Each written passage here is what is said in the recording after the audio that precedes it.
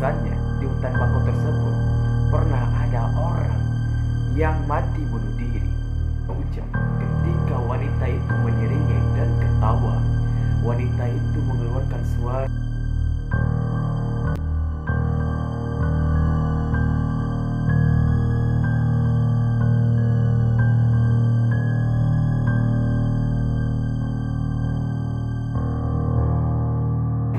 Assalamualaikum warahmatullahi wabarakatuh. Kembali lagi bersama kami di channel Denjuwo Misteri.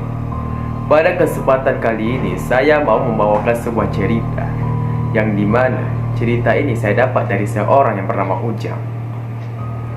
Ujang ini tinggal di tepi pantai, dan 30 meter dari rumah Ujang itu ada hutan bakau. Yang konon hutan bakau tersebut kalau habis sholat maghrib biasanya banyak roh yang bergentayangan. Apalagi ada rumor yang mengatakan di sana ada bekas cewek yang bunuh diri. Ujang ini tinggal bersama ibunya dengan 2 orang adiknya. Karena ayah Ujang udah meninggal, Ujanglah yang jadi tulang punggung.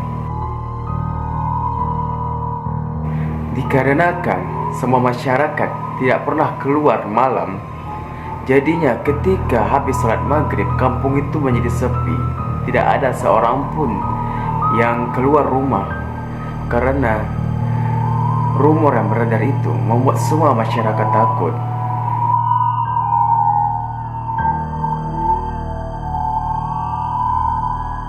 Malam pada hari Sabtu jam 5 sore datanglah Anto dan Budi.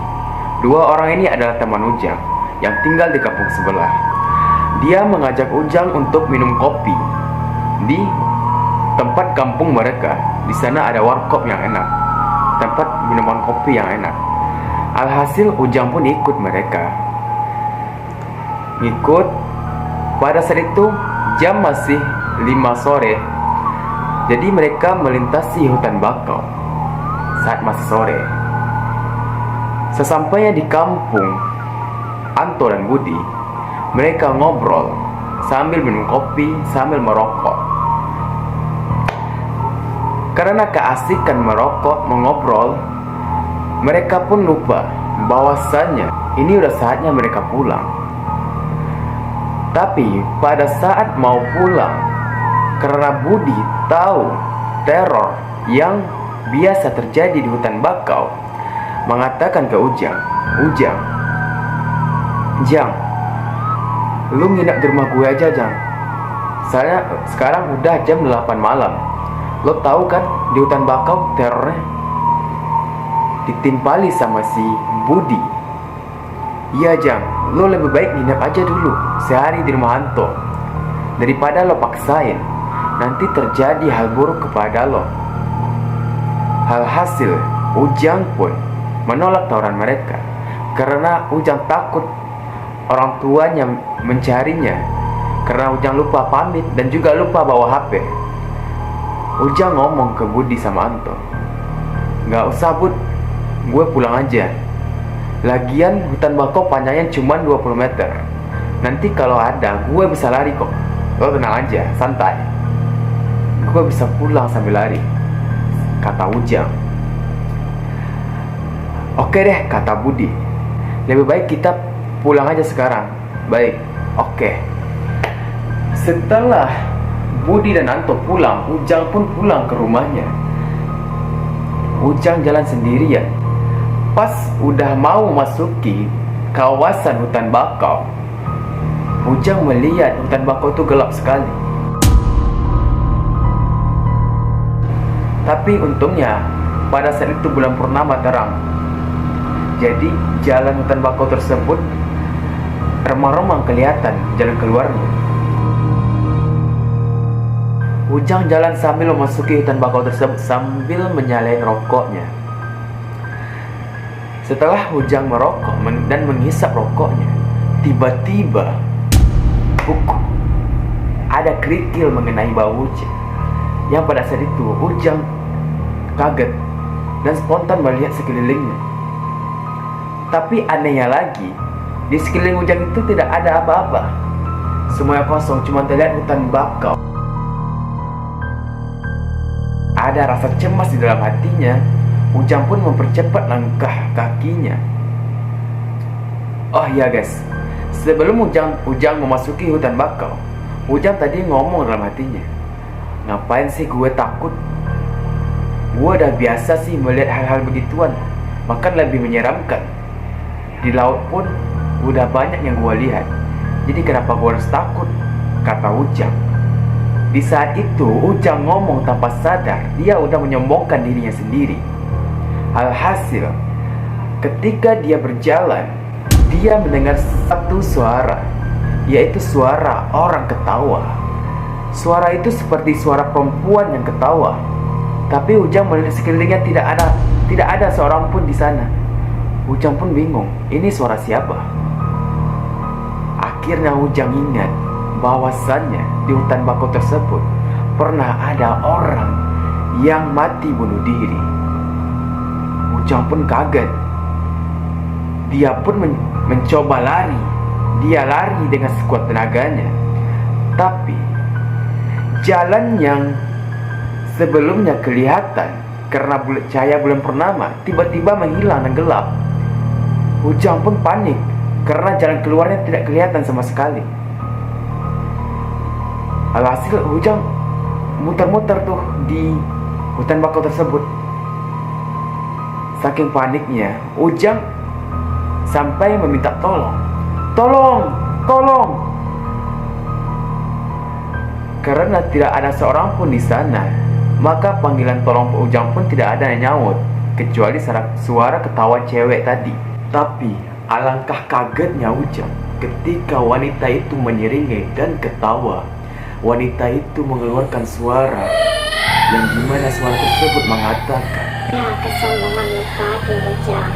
Ujang sontak kaget dan panik. Ujang menutup matanya dan berdoa.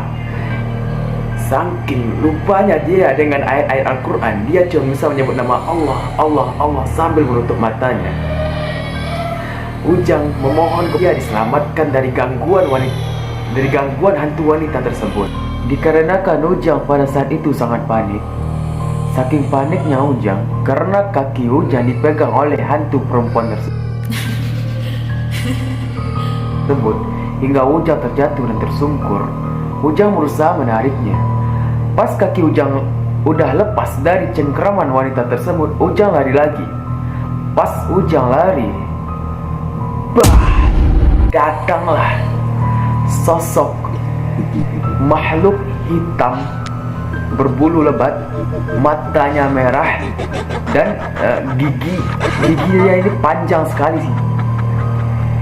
Itu bikin jantung Ujang rasanya mau copot karena dia dipertemukan sama dua makhluk yang sangat menyeramkan. Saking takutnya Ujang lari lagi karena titik terang dari hutan bakau tersebut belum juga ketemu sama Ujang. Ujang sengaja dibuat putar-putar oleh makhluk gaib tersebut, seperti orang tersesat di tengah hutan. Ujang terus berteriak minta tolong, tapi tetap tidak ada orang menyaut.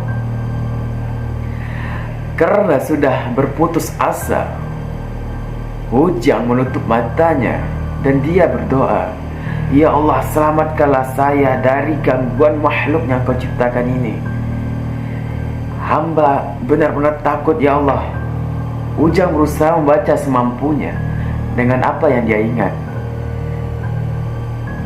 Rupanya setelah Ujang pergi meninggalkan warung kopi tadi, datanglah tetangga Ujang yang bernama Ferry. Ferry ini datang bersama temannya sebanyak 5 orang. Jadi Ferry datang, Ujang udah pergi. Ferry ini ingin minum kopi di sana. Dan dengan rencana habis minum kopi, teman-temannya ini mau nginep di rumah Ferry sambil main game. Mabar ya guys, mabar. Selesai ngopi, Ferry beserta 5 temannya berjalan ke hutan bakau. Mereka sambil bercanda dan ketawa. Ketika masuk hutan bakau, Ferry kasih isyarat buat diam karena Ferry paham tentang hutan bakau tersebut.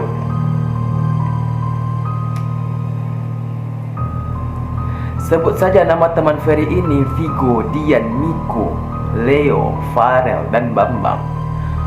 Hutan bakau itu remang-remang, jadi suasana tidak begitu terang. Ujang yang mendengar suara orang yang ketawa di luar hutan bakau tersebut merasa lega, dan dia mengucapkan alhamdulillah karena ada orang yang mau masuk hutan bakau tersebut. Dan dia teriak minta tolong lagi. Tolong, tolong.